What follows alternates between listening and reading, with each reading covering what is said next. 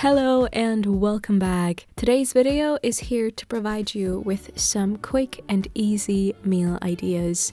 A bunch of tasty recipes that are pretty nutritious, I would argue, and that will take you anywhere from 5 to 15 minutes to put together. Fun fact, most of these meals are inspired by your Instagram story replies, so shout out to you guys. So I wrote a cookbook, a real hardcover, you can touch it cookbook, and it's now available for pre-orders. It's called All Day Vegan. It has over 100 amazing recipes in it, and it is no joke the best cookbook I could have ever put together at this stage of my life, and I'm so incredibly proud of it, and I can't wait for you to see it. It's my baby, my literal toddler child at this point. It's been so long in the works. And no worries, it's not my old ebook printed or anything. This cookbook is its own totally new thing, and I'm certain you're gonna love it. Also, yes, even though the book officially comes out in October, having pre-orders right now is so incredibly important. So please go to the top links in the description, check those out. Get yourself that pre-order. I will forever love you for that. Thank you so much. This first suggestion comes from Elfie. I feel like this is a sort of recipe that's in the same or at least a similar category as your classic avocado or hummus toast. First things first, toast up your bread. Meanwhile, in a small bowl, crumble up some plain, firm tofu. Then just add the following: some unsweetened plain soy yogurt and or some vegan sour cream if you have that available. So I did a tablespoon of each here. A little bit of vegan mayonnaise, some spices of choice. Elfie suggested curry powder, so that went in there. Pepper, salt, and if you wish, additionally, you can also do some black salt. A tiny bit of mustard, and lastly, some white wine vinegar. Mix it all up. Taste test, see if it needs more salt or anything else to suit your taste buds best. Divide the mix between your toast, or just add as much as you want. Last but not least, feel free to play around with additional toppings such as cucumber, parsley. I also did hemp seeds for some extra health points. It's so simple, but so good, and it's definitely going in my quick lunch toolbox from now on. Next up, we have this delicious aubergine rice bowl that is loosely inspired by 419 Hollow's Instagram suggestion here, which that in turn is referencing a recipe by Emily Mariko. First, make sure that you have 1 serving of some sort of cooked grain ready to go. This recipe is intended to be used with some leftover cold rice. Otherwise, you could also use a starch that cooks really fast. Then let's move on to the aubergine or eggplant part. Cut a smaller sized aubergine into cubes. Bring a non-stick skillet with some oil to medium heat. I went for coconut. That gives everything more of a slightly sweet and coconutty flavor, but I think it really works in this. Allow the veggie cubes to cook for about 5 minutes. Get started on the sauce in the meantime. Inside a small bowl, combine some miso paste, soy sauce, maple syrup, rice wine vinegar or white wine vinegar, and some spices of choice. I went for onion powder here. Adding garlic powder would be great too. Then mix in some cornstarch and water. Generally, it's always smarter to dissolve the cornstarch in the water first, but in order to save some time, I skipped that step. If you're thorough enough with your mixing, you should be good. Just make sure there aren't any large starch clumps left in your sauce by the end.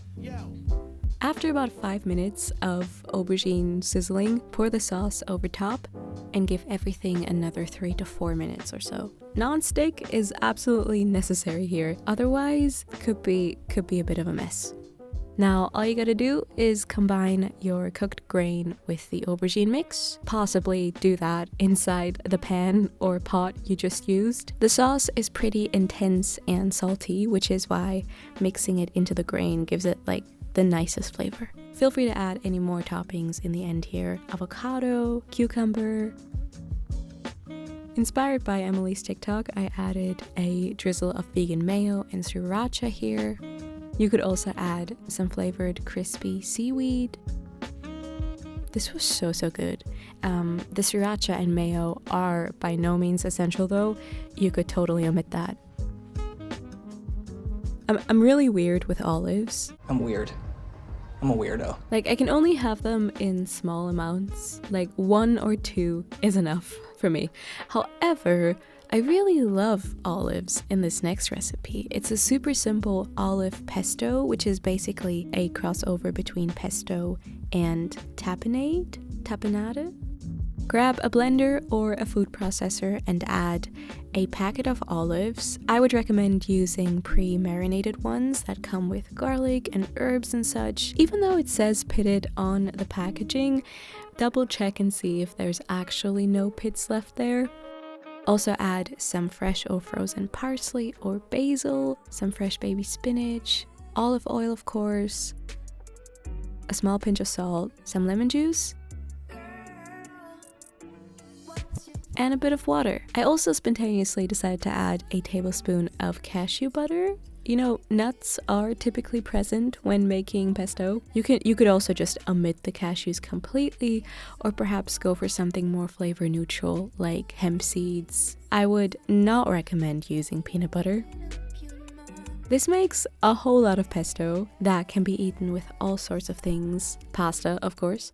I decided to make a simple sandwich here, preheating a grilling pan first with some olive oil, getting that to medium high because I wanted that stripes panini type look on my bread.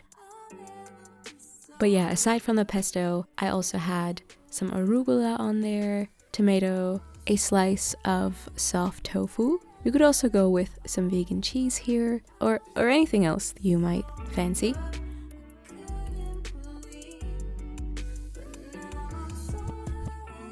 The other day, I also added a couple tablespoons of this to some cooked couscous, creating a sort of pesto tabbouleh situation.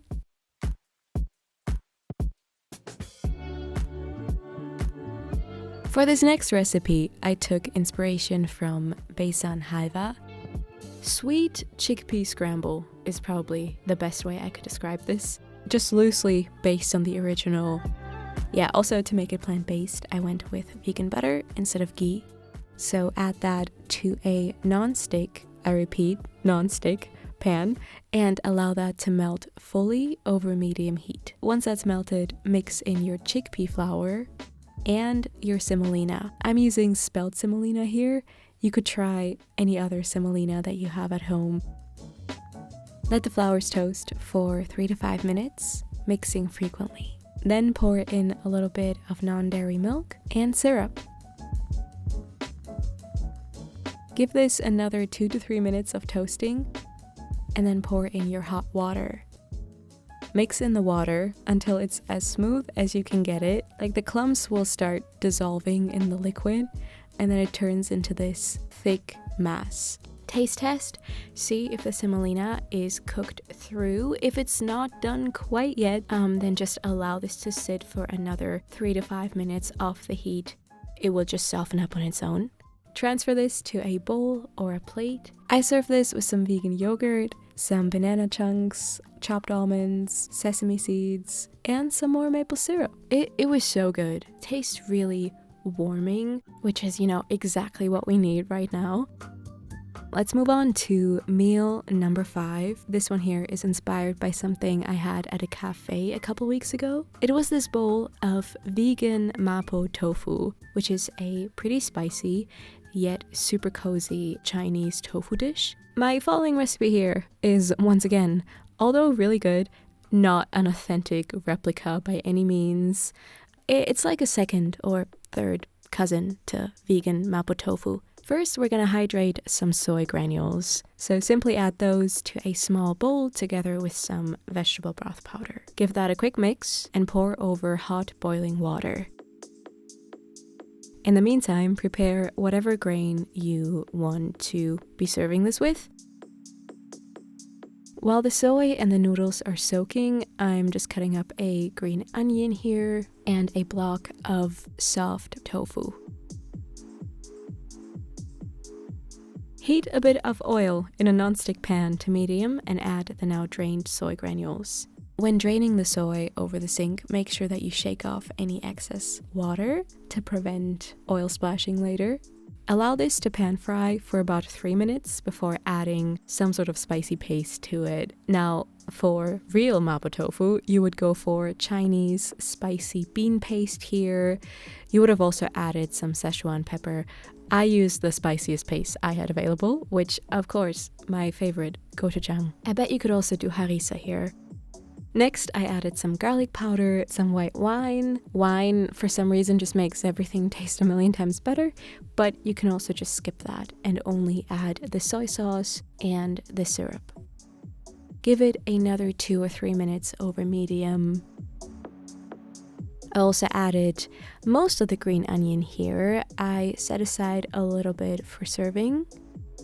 Lastly, to thicken the sauce, pour in some in water dissolved cornstarch. Mix that in well, allow that to come up to a quick boil, and then you can add the soft tofu. Carefully mixing that around as to not break it up too much.